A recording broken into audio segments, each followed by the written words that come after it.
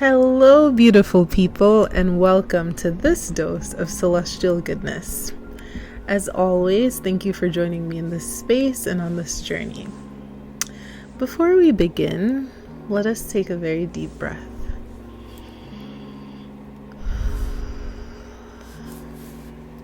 You can put your hand over your heart space as you breathe in and just say thank you.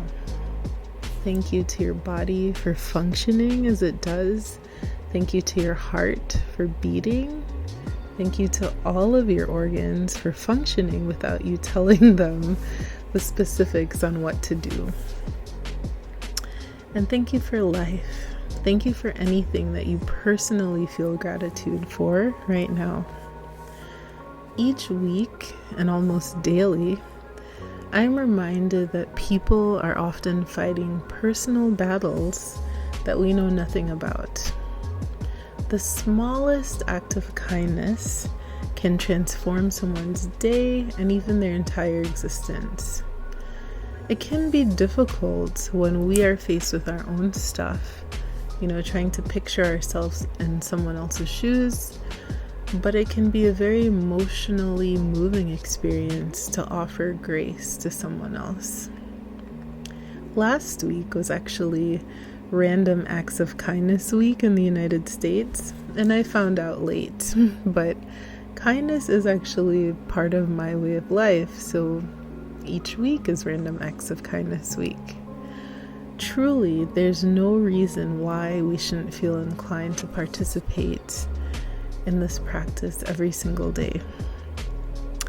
I think that people think that things related to kindness have to be financial.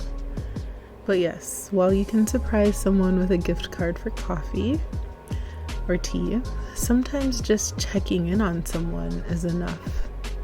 Sometimes your strong friends, especially, need to know that someone also cares how they're doing. I am the beneficiary of many acts of kindness, and for those I'm eternally grateful. I'm also thankful because I have friends and family that check on me all the time, and they seem to know when I also need someone to pour into me.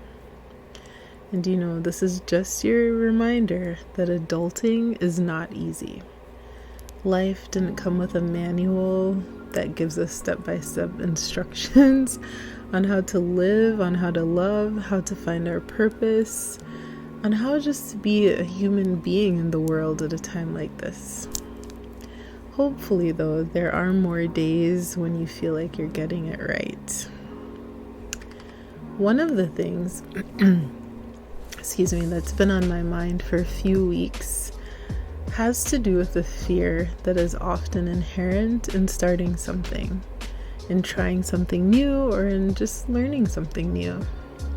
I recently started learning a new language, and for those of you who will ask, it is Yoruba. For one thing, when I was in school, no one ever said, Heather, you can learn an African language. So, not only has it been fun learning something for no other purpose than my own enjoyment, but it really has expanded my mind again in ways that bring back nostalgia to being like a beginner at something. I think that as we get into adulthood, we feel that everything has to have an end result that is geared towards something productive. We often forget the joy of learning something new, of making mistakes, of immersing ourselves in something that brings us back to the beginner's mind and that challenges us to move outside of our comfort zone. I'm reading and listening to a wonderful book called Hidden Potential: The Science of Achieving Great Things. And there's a chapter on polyglots, which are basically people who know lots of languages. And if you know me, then you know that in my life, I've studied 3 languages outside of English pretty extensively and intensely. And those are Spanish, French, and Japanese. You may also know that when asked about my desired superpower, It was always that I could communicate with anyone, anywhere, and in any language. And yet the superpower has eluded me. I have, however, always been amazed by my friends who knew 3 to 5 languages and could switch between them easily. Now, the book mentioned that most people think that only kids are good at learning languages and absorbing it, but the author has met actual polyglots who've learned multiple languages very fluently in adulthood. So what was the secret?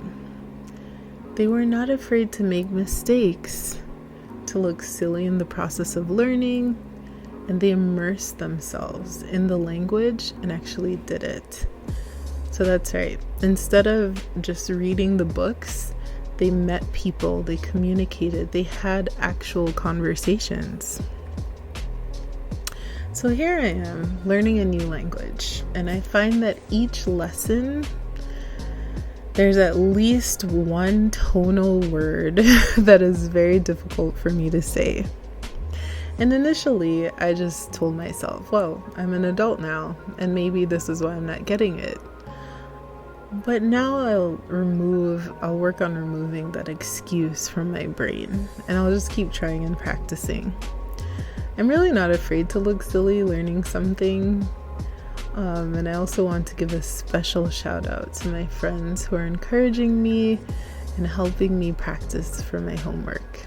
So, eshe, which is thank you in Yoruba.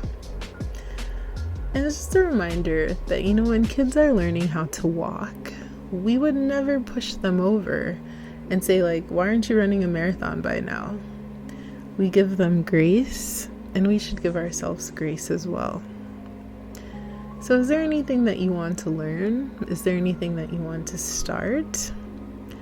I think as well about how quickly time seems to be going by. Very quickly. And while I wouldn't consider myself biblical by any means, when I was growing up, I did have to read the Bible more than once, and some of the passages stuck with me. Zechariah 4:10 says, "Do not despise these small or humble beginnings, because the Lord rejoices to see the work begin." And I think too of the tarot and how the first card is traditionally the Fool. And in this card, we see someone who is ready to embark on a new adventure, come what may. There's excitement, anxiousness, and a sense that anything is possible. If you have a dream or a vision that you've been sitting on, consider this your sign to begin. Why not? Why not now? Why not you? We also live in a time when there are an immense amount of resources available to us for learning and absorbing knowledge. And unless you live under a rock, you know that AI, artificial intelligence, is also a thing. I think as a disruptive technology, it will probably be with us forever.